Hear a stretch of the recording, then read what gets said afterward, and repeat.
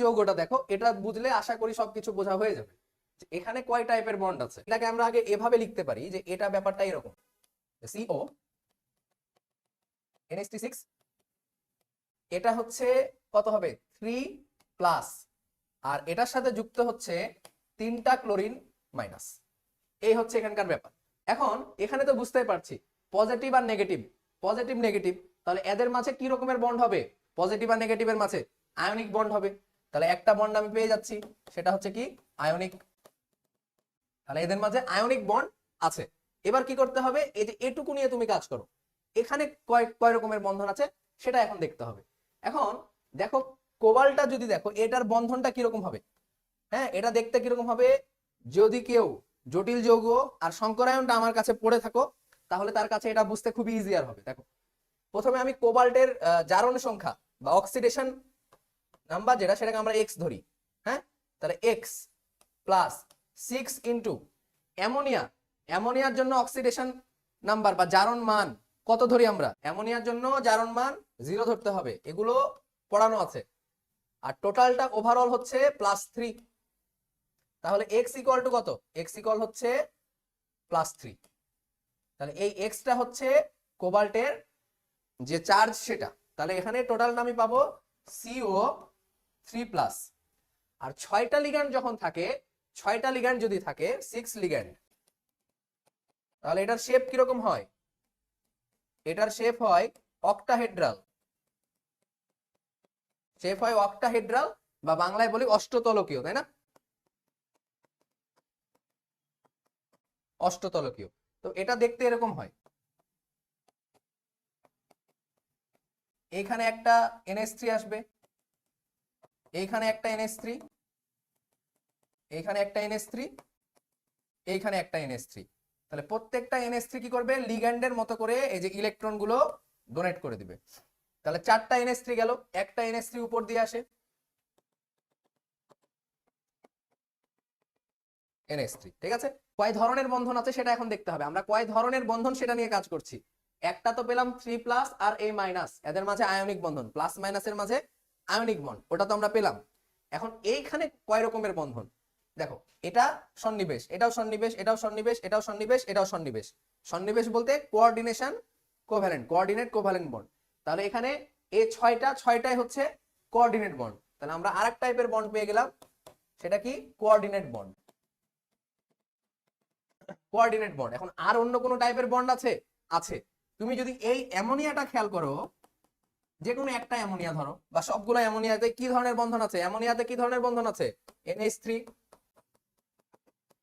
এখানে আছে সমযোজী বা কোভ্যালেন্ট বন্ড, তাই না? সমযোজী বা কোভ্যালেন্ট বন্ড। তাহলে এখানেও 3 রকমের বন্ধন আছে, বুঝতে পারলা? এই যে পজিটিভ নেগেটিভ মিলে হচ্ছে আয়নিক। আর যখন এইটাকে আমরা আলাদাভাবে বিশ্লেষণ করছি তখন এই সবগুলো, এই যে যেগুলো তীর চিহ্ন দিয়ে অ্যারো দিয়ে যেগুলো দেখানো আছে, এগুলো হচ্ছে কোঅর্ডিনেট বন্ড। আর এই যে অ্যামোনিয়ার মধ্যে আছে কোভ্যালেন্ট বন্ড। তাহলে এখানেও 3 টাইপের বন্ড আছে। ওকে, আচ্ছা এবার আসো কয়টি বন্ধন আছে সেটা আমরা এখন দেখব। পিকচারটা দেখো ভালো মতো।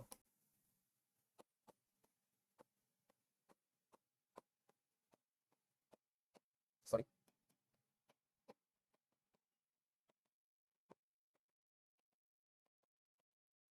ওকে, সবগুলাতে একটা করে N। এখন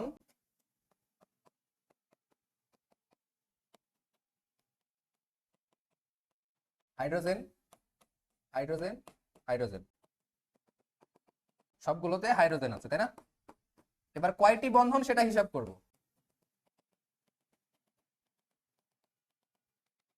এই টোটালটা হচ্ছে কত?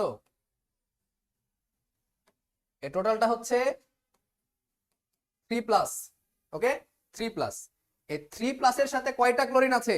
3টা ক্লোরিন আছে, 3Cl-। তার মানে এই 3টা পজিটিভের সাথে 3টা ক্লোরিন যুক্ত হয়েছে। তাহলে এখানে কয়টা বন্ধন? আয়নিক বন্ধন। এই যে এই 3টা প্লাসের সাথে 3টা ক্লোরিন, এগুলো হচ্ছে আয়নিক বন্ধন। আয়নিক বন্ধন টোটাল কয়টা? আয়নিক আয়নিক হচ্ছে টোটাল 3টা। এই 3টা প্লাসের সাথে এই যে 3টা ক্লোরিন যুক্ত হবে, তাহলে 3টা আয়নিক বন্ড। এবার আসো কোভ্যালেন্ট বন্ড কয়টা? কোভ্যালেন্ট বন্ড গুলো আমি দেখাচ্ছি 1 2 3 4 5 6, সরি কোঅর্ডিনেট বন্ড। তাহলে কোঅর্ডিনেট বন্ড হচ্ছে 6টা।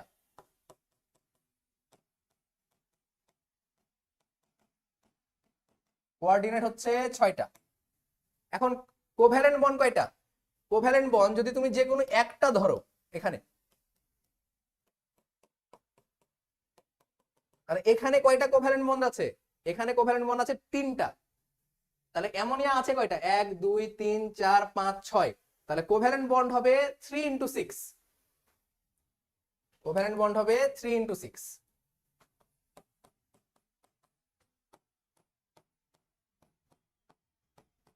কোভ্যালেন্ট হচ্ছে 3 × 6 18।